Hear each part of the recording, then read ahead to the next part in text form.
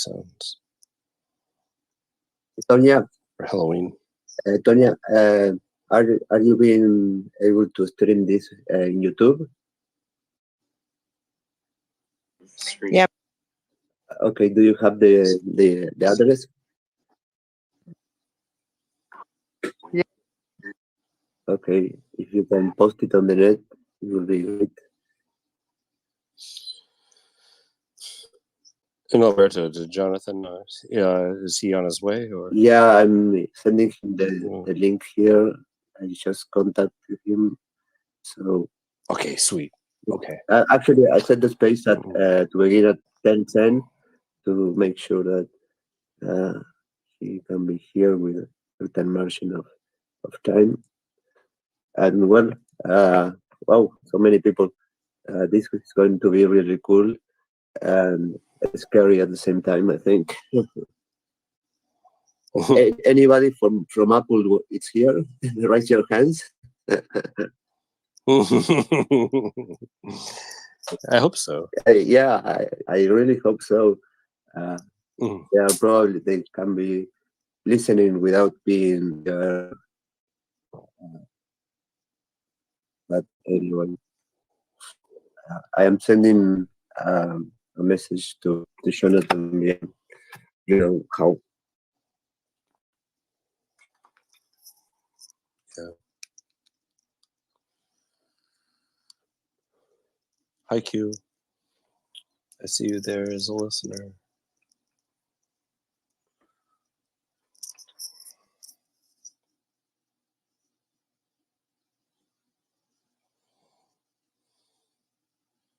Okay, he's on his way.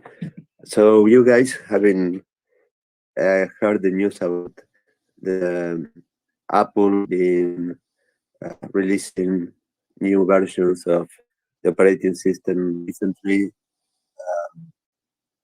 Well, many news have been around in the past days, many interesting things.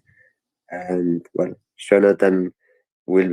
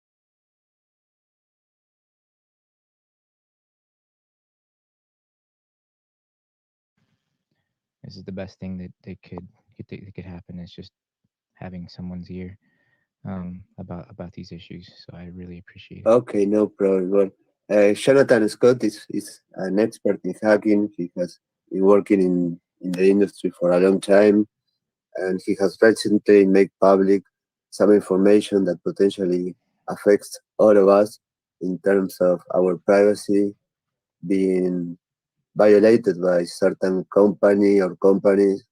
And he and I Lame. was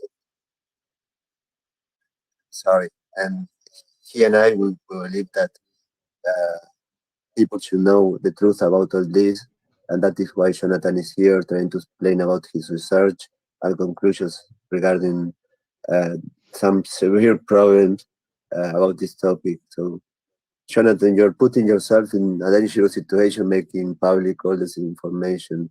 Why are you taking this risk of disclosing your findings? Yeah, there's a I get to a point in my life that I couldn't I couldn't hold it anymore. I guess couldn't keep it in. It's one of those things that I suppose you you develop your ethos later on in life, maybe for me at least, and what I stand for, and you know, I suppose what I was a party to, um, needs to be known.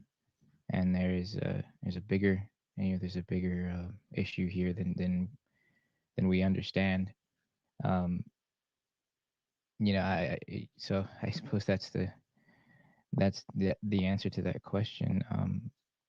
Yeah, well, So those who doesn't know me, I have been in prison in Uruguay for actually trying to do the right thing, for trying to help people, for trying to solve a problem that involved hundreds of thousands of medical records of a medical provider, and I had to pay a very high price for doing the right thing. So it really takes a lot of courage to exposure these things because uh, the, in this profession, actually, we were talking with Jonathan the other day, and you don't do this because it's cool. We do this because we believe in certain things, and that will drive us. And there are risks involved in all these issues. And well, I'm a good example of how bad things can go when you try to do the right thing. So, Jonathan, can you tell us about your research and the issues, your findings? Uh, yes. So I guess I need to give people a little bit more um, some more context as to why you're here, and what why I'm yes, my ethos has changed, but you know what's the issue, right? But I got to give you a little bit of a background first. So in 2018, I was asked by Verizon Wireless to create some tools um, that will bypass Google Android's security, so that in a way that had no user interaction. So essentially, if you're familiar with Android Debug Bridge, this is kind of the it's the security. If you can bypass the security of Android Debug Bridge, well, you can have access to everything on the device. Um, and Meaning your pictures, your contacts, your history of everything that you've done. I mean, this is the way that you actually can back up your phone, right? You can data wipe your phone. Just there's this is the this is the thing that this kind of like the gold. If you can access this on a phone, this is the gold for anyone. And so Verizon Wireless said, I need this solution. So I'm in San Antonio, Texas at the time. I am a principal security engineer for a company called Manipov LLC. And what they did was what's called reverse logistics. So they essentially, in plain terms, they purchased cell phones and they refurbished them uh, not necessarily like change their screens out, things like that. It's more of they would data clear the phones and uh, they would kind of put them back out into the world. At the time, they didn't have a repair facility. It was very interesting. When I started there, I was actually recruited to create a solution for a buyback program for GameStop. And I'm kind of backing up from the Verizon thing because this is important to understand. Well, where did I get this knowledge? How did I understand it? And so I was recruited because I've been a mobile security engineer for I believe it's now 12 years. And this story starts in 2015, and my Verizon meeting was in 2018. So 2015, I create this solution for all GameStops around the world, along with a team, of course. But my role was specifically to create a solution where as which people could come into a GameStop or an EB Games or a ThinkGeek and trade in their phones and get a price from the GameStop department, that they or the store that they went into, and then come out with cash or credit. But the company that recruited me had promised GameStop that all this could be done without any human interaction, and all they had to do was just plug in a phone and they could get a price. They could diagnose the phone and and data wipe it at the end. Well, it didn't turn out that way. I wasn't at the time able to actually.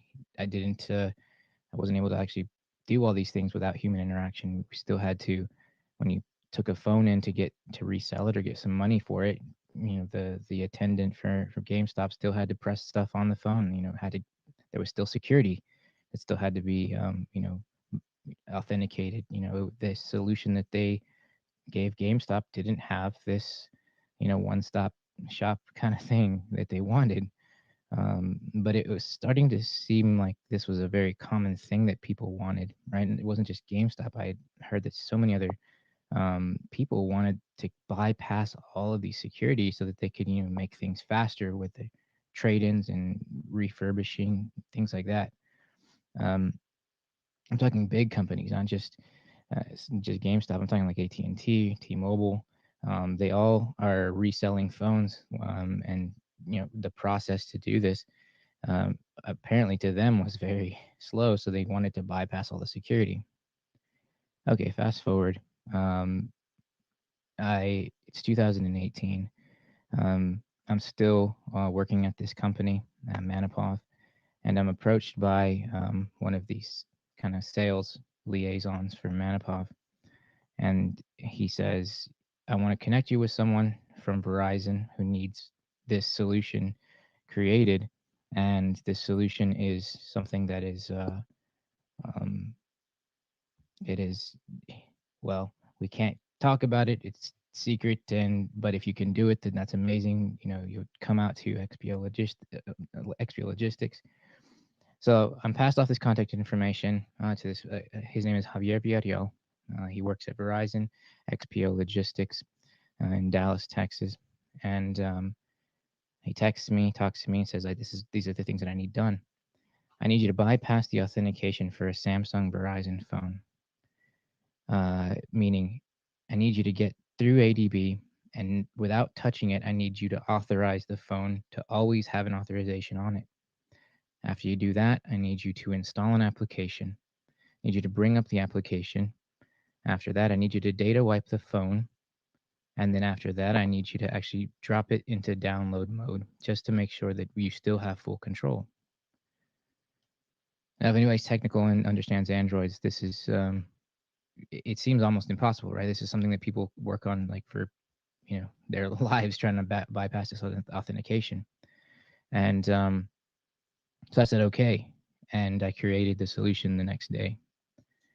And he said, "I don't believe it," and so I took a video. And he said, "Take a video with 4 different devices." So I did, and this video I've shared with people on YouTube, and I'll share it with you right now too, again on Twitter. so I guess if Alberto, you may want to reset the room so I can put this up on Twitter so you guys can follow along this entire journey.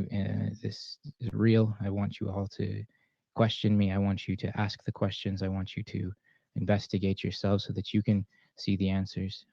So I'll go off mic real quick and then maybe I will post on the nest the links to your YouTube videos. Meanwhile,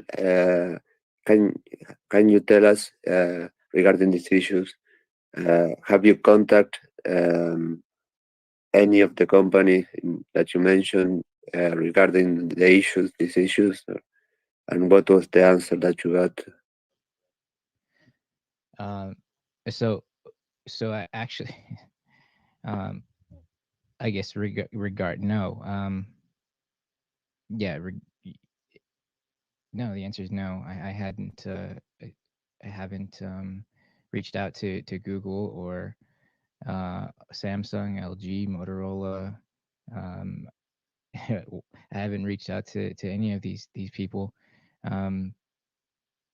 because this is a bigger issue that I've discovered has not been fixed for over 10 years, and I mean it's very blatant, it's very deliberate, right? These holes that I'm finding that are allowing me to actually break through to Google's Android debug bridge are they're plain as day. I mean, and these things go they go deep.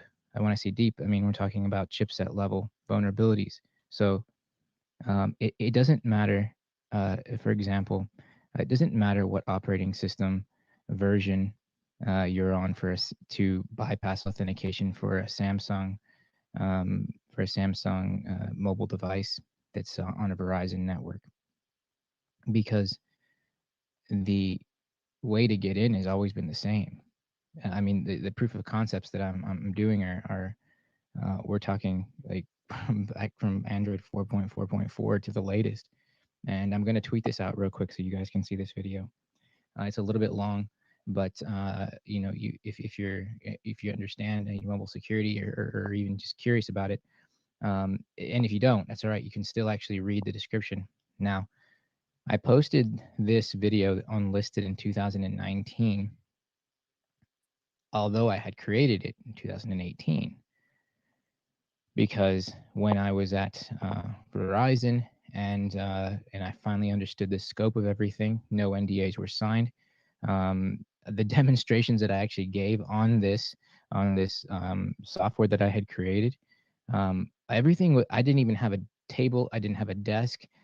It was about 6 or 7 people and myself in a small back room in XPO Logistics. I'll never forget this room. It was literally a storage facility, small storage facility, and they put me in a chair, almost like it was they took from a cafeteria.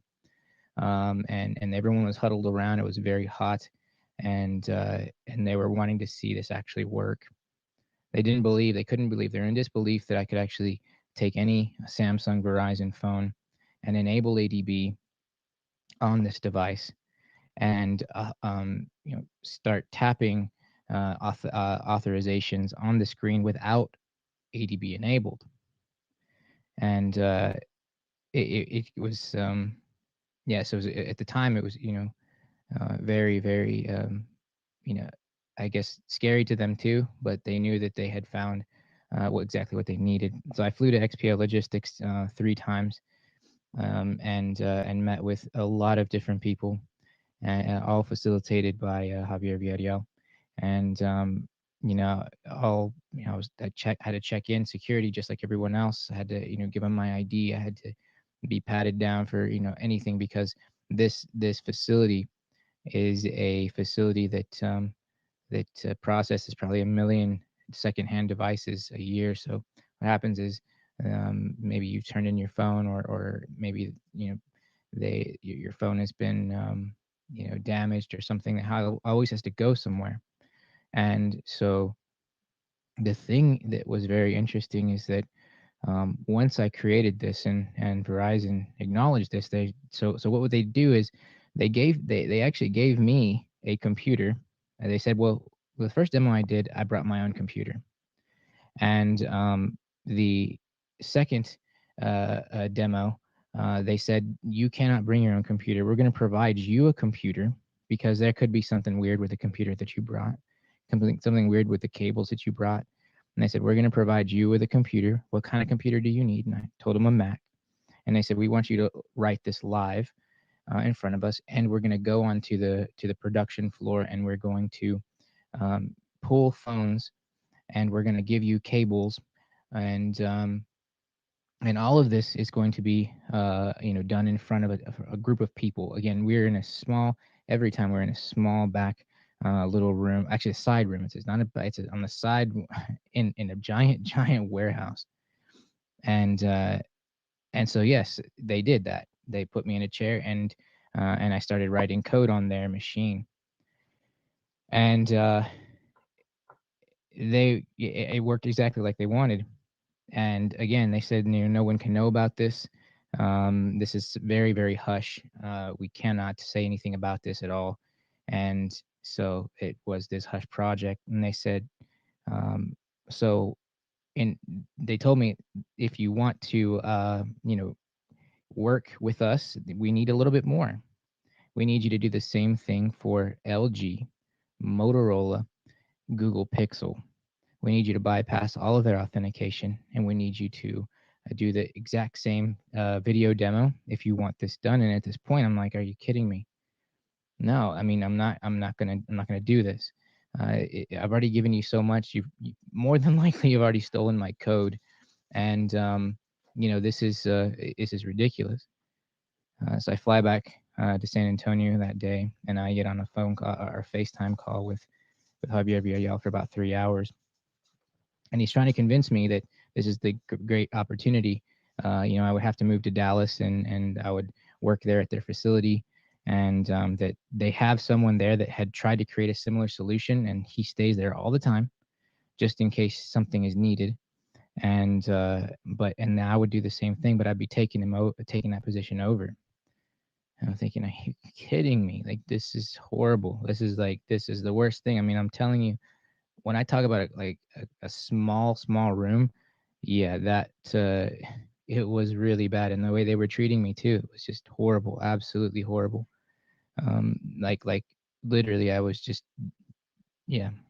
So I said no, and so this person that had introduced me to this person to Javier Villarreal from Verizon said, well, what did you do? Why did you say no? And I said, well, because it didn't seem right. Like, something was off about this whole thing. I mean, it's just not right to, I don't like it. So he starts saying, yeah, it's okay, fine. There's plenty of other people that want. I've already talked about this to a lot of people. So we're going to go to Richard Branson. We're going to go to Carlos Slim. We're going to go to, the heads of all of these businesses, like T-Mobile, Sprint, AT&T. And so this guy had all these contacts. So that's what he did. He was a former Army, and that's what he was. He was a guy that just had a way with words, I suppose, and just really, I mean, he actually, his name is Jerry Fortenberry. He was actually trying to run for, I believe, state representative in Dallas. You can look him up. And just a really interesting story about what happened to him next. But I want to kind of get to the meat of all of this, which is, you're probably thinking this is kind of meaty already, but it gets deep. So, well, I essentially I'm shopped around. So since I have these solutions that I've created, essentially to Jerry, I have a gold mine in my hands, and it's always whatever you need, brother. Whatever you need, anything that you want, brother. And it was always just kind of real, like, uncomfortable, pushing me towards wherever he wanted, but yet telling me it's what I needed.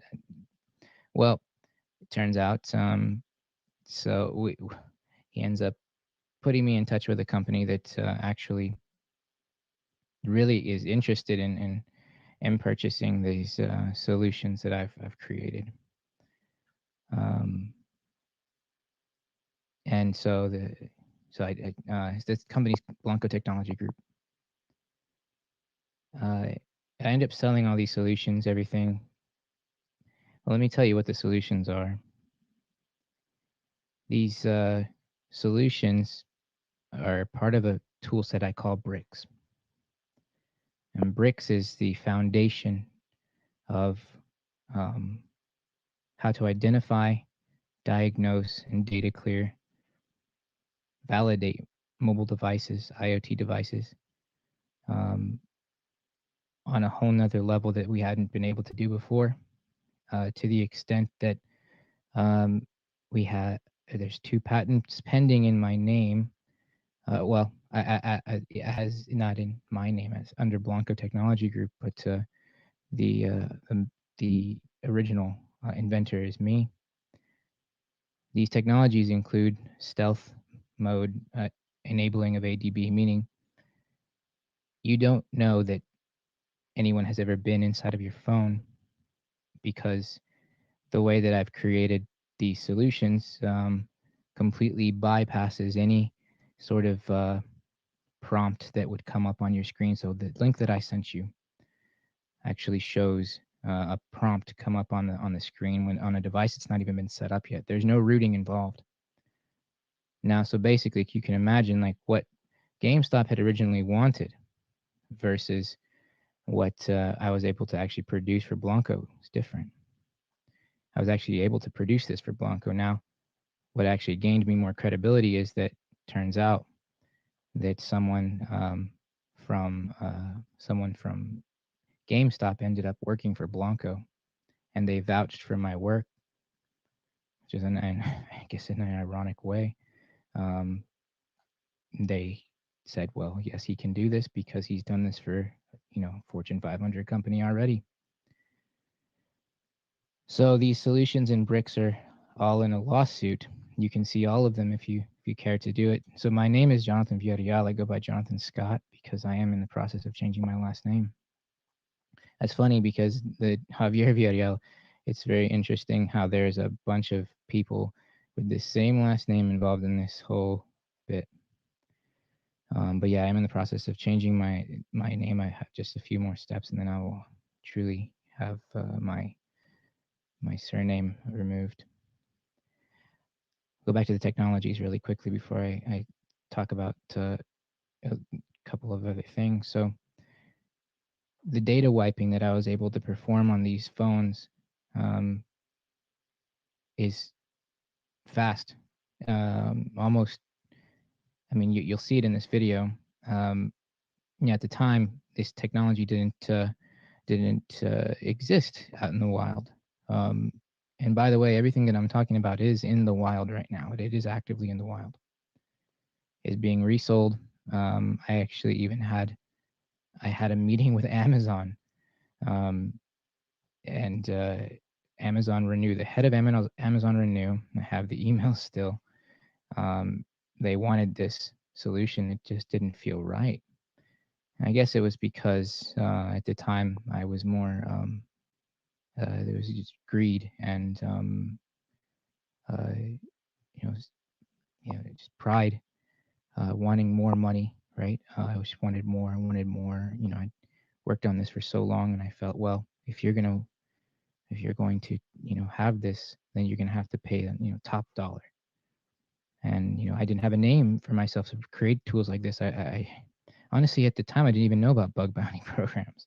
I didn't know. I mean, I was so it's just kind of in my own world of research. I'd been researching for all of these things I had been researching for over 10 years, and then finally someone cares about this research that I had been doing, and it is actually useful. I think it's the rest of the world was really I guess I was just really closed off to it. So this was I felt like, well, this is my opportunity to have this life, I suppose, this material life that I had always wanted. I guess to be straight with it, right? This fancy cars, a house, you name it. I mean, the materialistic part of me was it was disgusting and horrible, and this is the truth about who I was at this time. I don't want to deceive anybody. this is the reason why I was doing this. I knew the impact of what I was doing. I was creating tools that is essentially aiding in spyware. This is the reality of what I was creating. So I want to kind of jump forward a little bit. I'm getting a lot of criticism for the things that I'm putting out on Twitter, the lives that I'm doing. And I want to tell you that the people are criticizing, but everything that I'm actually putting out has already been purchased. So people can criticize all they want. They can say it's not a vulnerability. They can say this isn't anything at all. But I've trained people around the world on how to use these things. I've trained people around the world to create solutions on top of these solutions. So this is just the beginning of what I'm teaching. I created true trust vulnerabilities that are out in the world right now, and I was paid over $2.2 million total for them. And this is a true story. I mean, this is not fabrication. I'm in a lawsuit right now. The lawsuit is called Villarreal versus Signs. My former business partner, and this is the cousin, my cousin's husband, who I hadn't even seen since I was 11 years old, kind of weaseled his way into this business deal that I had. And so the person that actually introduced me to Blanco Technology Group was kicked out because I had somebody actually invest or donate some money for me because they said, I believe in you having, success. They didn't particularly know what I was doing, right? But there was just a mutual friend that Jerry Fortenberry and I, who is the person who introduced me to Verizon and Blanco. He said, here's 10 grand, but he didn't give it to me. He wrote a check and gave it to Jerry Fortenberry and said, hey, we need to, you should, get Jonathan whatever equipment he needs so that he can, do his best. He didn't ask for anything back. He didn't, he's like, just, do this for him, and he trusted Jerry to put it in his bank account. Well, Jerry blows it in Las Vegas. And when it's time, I say, hey, I need a new computer so I can, go present these solutions to this company, Blanco Technology Group in Salt Lake City, Utah, January 2019, as you see in the video on YouTube. This is why I uploaded it. There was no money left from this person. His name is Zig Cherkowski, I believe is how you say it. But it's a ZIG and then I'm sorry, Kurzonsky. It's if you find him, so Zig Kurzonsky, you'll find him online. Is who actually gave me some money to actually pursue independence and stuff. A really nice man. Didn't expect anything in return. Was just a mutual friend. So when it all came down to, it's like, I need equipment. I need to do these things for this presentation in Salt Lake City, Utah for Blanco Technology Group. There's no money available. So he says, well, I think we probably have maybe, $2,000 left over. So, just get like, baseline computer from Apple and, we'll just get more money later. That's fine. And honestly, I didn't think about it any of the time. And I'm like, well, I guess I was just too trusting, I suppose. And so my wife said, wait, why is there $2,000, left from what Zig asked Jerry to, to deposit? Because I didn't feel comfortable, depositing someone's check into my checking account. It just, for me, I still had a little bit of moral compass at that time, I suppose. So it was, Jerry said, I'll just do it. I'll do it. I'll get him whatever he needs. And, I said, oh, all right, that sounds fair. That's why I didn't take this check and put it in my, account at that time. So my wife says, this is crazy. What's going on? And so it just turns out, yes, he had stolen this money and then, said, well, It was actually money for me, not for you. Well, anyways, it's, go forward a little bit. We're still in January. And my John Edwards Signs. Called the Signs of Fraud. Signs is SAENZ. And if you're looking at the lawsuit right now, Villarreal versus Signs, there's a lot of media coverage already on it. But people don't know, and they don't know to correlate it with me. They don't know that this is me, same person that's actually trying to fight for human rights, equality, justice, because I know what I've done and I know what I've created. This lawsuit is a lawsuit. Well, I guess we go forward by a little. Well, so we'll go back to January 2019, and my former business partner, who was my cousin-in-law, weasels his way into my company. The former, Jerry Fortenberry's out. Actually, John Signs kicks him out and says, you pay the stupid tax for not signing a contract, so you get nothing. Anyway, the point being is this was all a ruse, and it was all a sham to steal the technology I'd created. Now, we're in February, so I had presented my solution, my solutions. I hate to even call them that. So strange. Let me remind or catch people up on actually what's going on. So I'm in front of Blanco Technology Groups, all of the CEOs, vice presidents of this company, and I'm in Salt Lake City, Utah, and a very nice. I believe we were in the Hilton Hotel. It was during a Sundance Film Festival. It was very cold, and there were people from all over the world. This is clearly before COVID had hit, and I'm so nervous. I mean, just to give you more context, I'm diagnosed with agoraphobia. So failure is a very big thing in my mind, and being around big groups of people like that and presenting, it was just like, oh my, this is horrible. I stumbled and fell so much. I mean, like when I was presenting, it was like, I'm gonna lose this because I can't even get my words out. And it ended up they were very patient, and because they had seen the video that I had uploaded on YouTube, the link that I just put on my profile, and which, by the way, is very descriptive. And if I have a minute to read the description for everyone that's not seen it, this is very important. I'll tell you what this does, which was the... Yeah, sorry, I am putting that on the nest. I also put many of your videos in your YouTube channel here. I will post that video right now. Thank you. So the description, and if anybody ever watches my other videos, you'll notice my handle is Ox, and it's 0x. So this is me. And there's 4 videos, and this is just one of 4. It says enable Android debug bridge without any device modifications or installations. USB cables are standard USB-C or micro USB.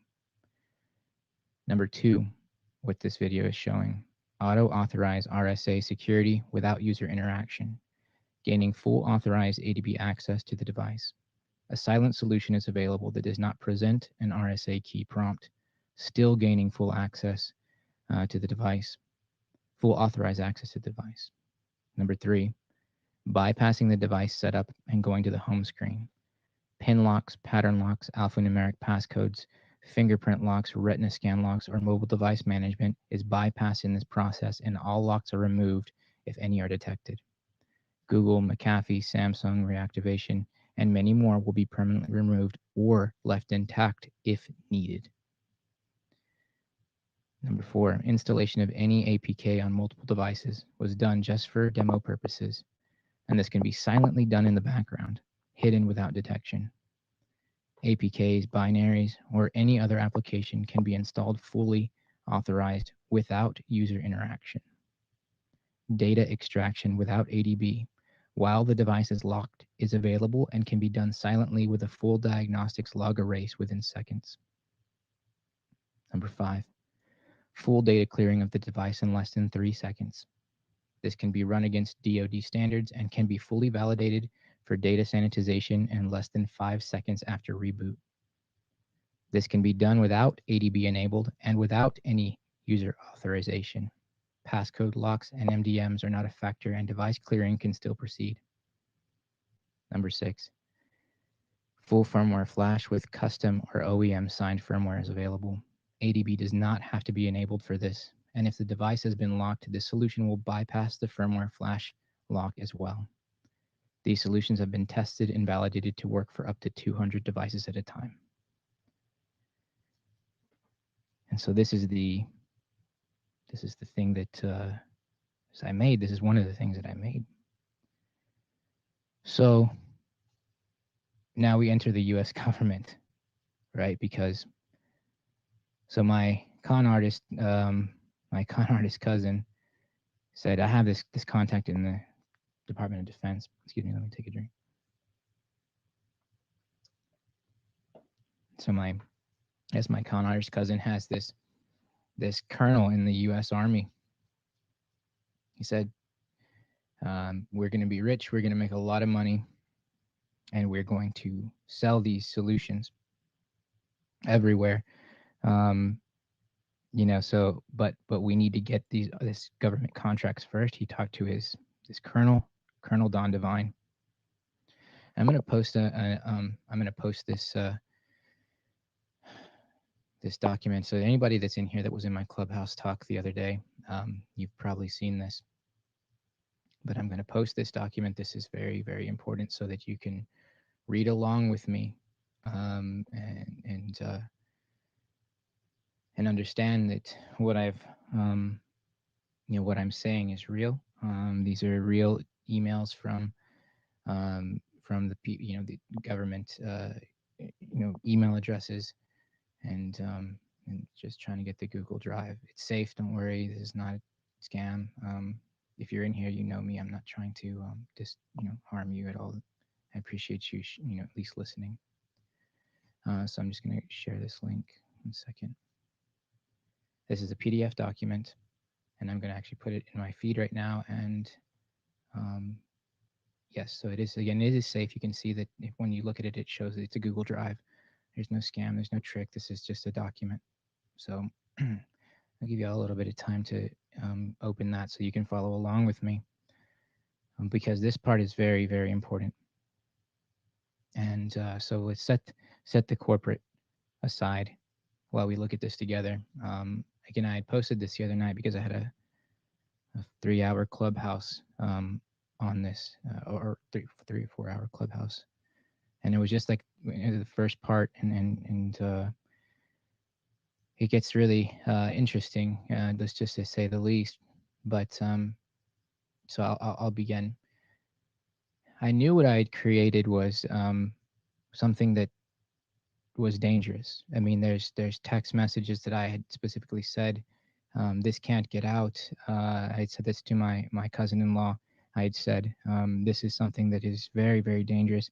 And the issue is, so this is at this point it's 2019. I had already created the wireless solution. So the wired solution that I was selling this corporation was going to be outdated, and they knew this. Like they knew that I had a wireless solution, but they wanted to start with one thing at a time. I mean, I didn't have a name. It's like this random person that just kind of was able to bypass security protocols for just everything that they wanted.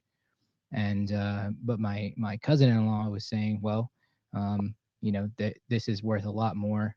I can get us a lot more. And of course, my greed and my pride was saying, yes, absolutely. That's right. We need more. We need more money. This is the future. Future of spyware.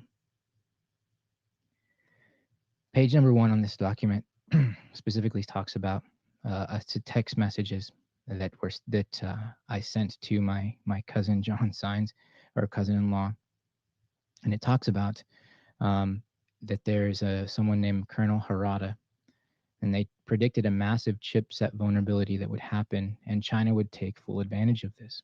And I found this when I was doing my research, and I decided to actually say, well, yeah, they're right. And so John said, well, we need some sort of a validation that what you're saying, is real. We need to, the Colonel Don Devine, who is active duty in the Army, working at the Pentagon, had said, we need somebody to back what you're saying and back, the technology that you're presenting or you're wanting to present to the Army. And so I said, well, I found this document from Colonel Harada. Why don't you reach out to Colonel Harada? So at this point, remember, we're 2019, 2010, Colonel Harada had written their master's dissertation on this subject of the chipset vulnerabilities, which I have exploited completely. I've completely exploited these vulnerabilities, and which gives me, authorized access to all of these devices in a way that we have never seen before. So Colonel Don Devine reaches out to Colonel Harada. Colonel Harada validates this, and then it's time to continue forward. So the next email that you're going to see is page number 2 in the PDF. Sorry, it's a little sideways. Probably just, if you're on a Mac, just flip it. And what you'll see is this, there's email, and you'll see that it's forwarded from Colonel Don Devine it's don.d.devine.mil@mail.mil. So she forwarded these documents that were, they're unclassified, but unclassified FOUO for official use only. Now, let me tell you what these documents are. These documents are, these are the prerequisites, or they're the requirements documents for a military contract that is not available yet to the public. And again, she forwards this from her MIL address to her Gmail address, and tells my former business partner, says, hey, this is what's required to get a meeting with the 7th. And I didn't know what the 7th was, but I believe, and I may still even be wrong, but I guess Army SOCOM is what this is about. So please, I guess maybe Jason, you can confirm that 7th. I don't know, or anybody in here, but yeah, feel free to speak if somebody's listening, so we can fill people in with the proper information. But either way, this Yeah. page, Yeah. SOCOMs, Army. Yeah. Okay. Yeah, Okay, yeah, thanks. yeah. You're good. Thanks, Jason.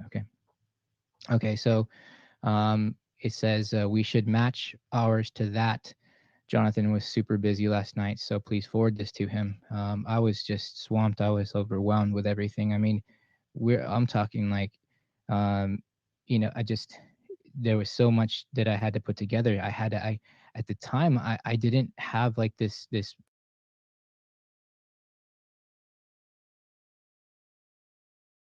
all. Like I was trying to, and I have a reading and writing comprehension disability where it's as though like my letters are like turned, about 30 degree, and my, like, corrects myself. It's a tough thing. I was diagnosed with it when I was in college.